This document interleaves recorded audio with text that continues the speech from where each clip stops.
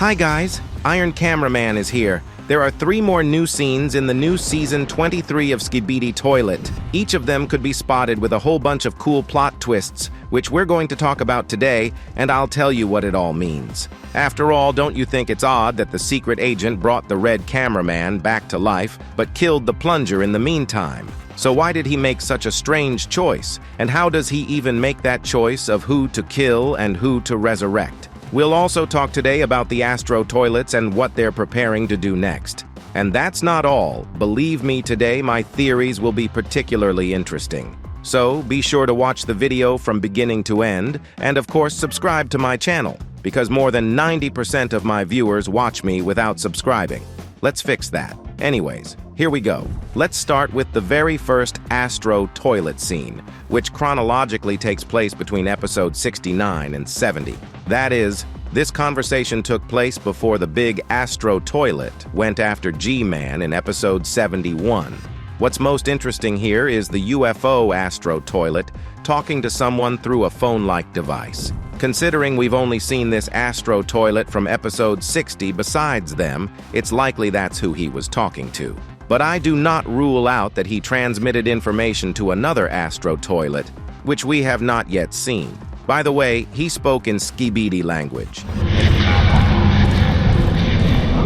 And here, many people might think that if he speaks in this language, then on the other side of the screen sits Skibidi Toilet. But I don't agree with that, because in the same scene he speaks the same Skibidi language with a big ASTRO toilet.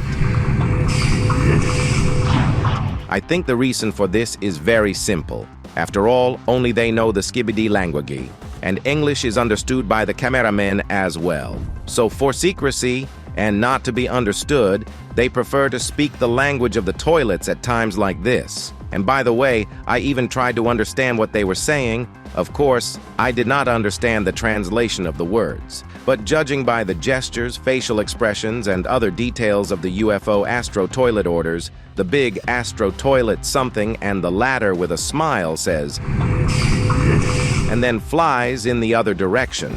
It also happens right after the agents enter the restroom lab en masse. Apparently this is what the UFO ASTRO toilet reported to his big friend and the other ASTRO toilets via phone, so that they start acting on some planned plan for this eventuality. As we understand from part 1 of episode 70, there is even a clause in this plan where ASTRO toilets are already allowed to kill or maim regular Skibidi toilets. After this transmission of information, the UFO toilet breaks some sort of room with antennas and a telescope, which are essentially part of the lab, and due to this, notices the POV of the cameraman with his friend. And unfortunately, they die, with him killing them with lasers from his eyes. And this is a very important detail.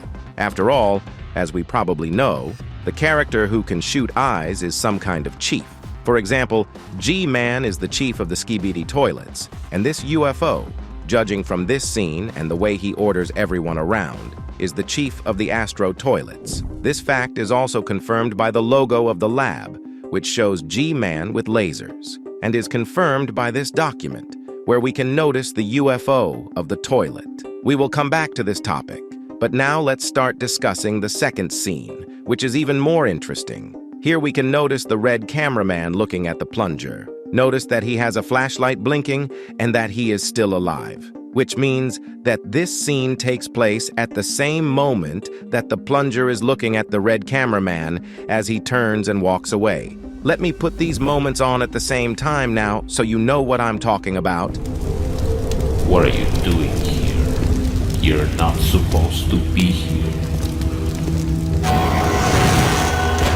Get back and stick to the plan. I'm sure you will convince them. Well done. Thanks to you, that scientist is cooked.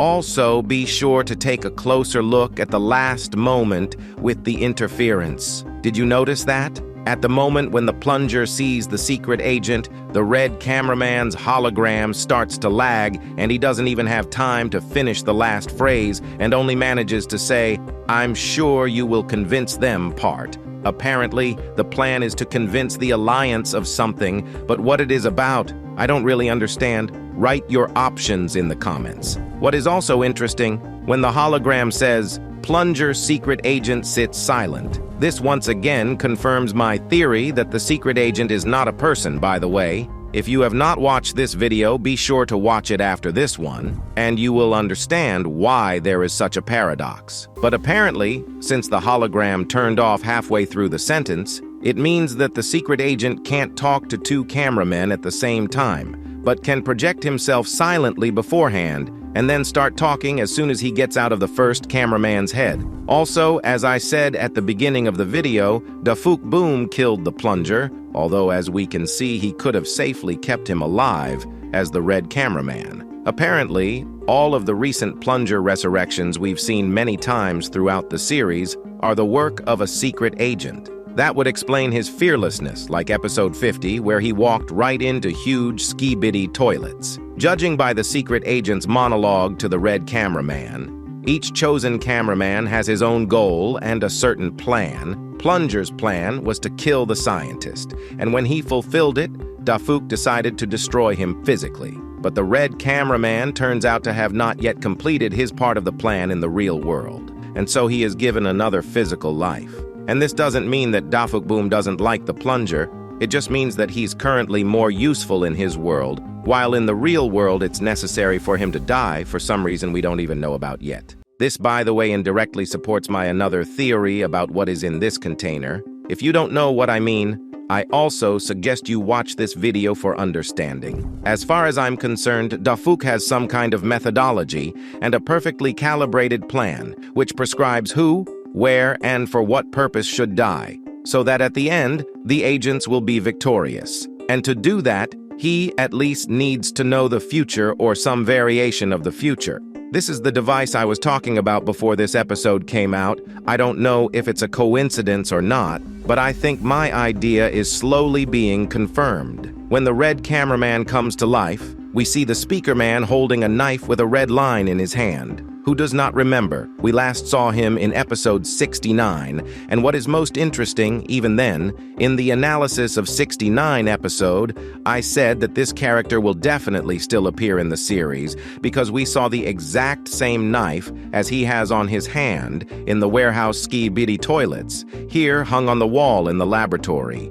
Incidentally, in the new scene, we see both knives in the same shot, and it turns out that this knife was a reference to the fact that this speaker man will appear in this warehouse. What's also interesting is the appearance of the secret agent here in the middle of the fire. I have two theories on this. Either he was projecting his face closer to the cameraman, or this is another copy of him. Again, this is not the first time such strange phenomena have been observed. But we'll talk more about these paradoxes in future videos. But for now, let's turn to the last scene. The three titans can also be spotted here. And since this scene takes place after the events of episodes 70 and 71, you can understand why they are all so angry.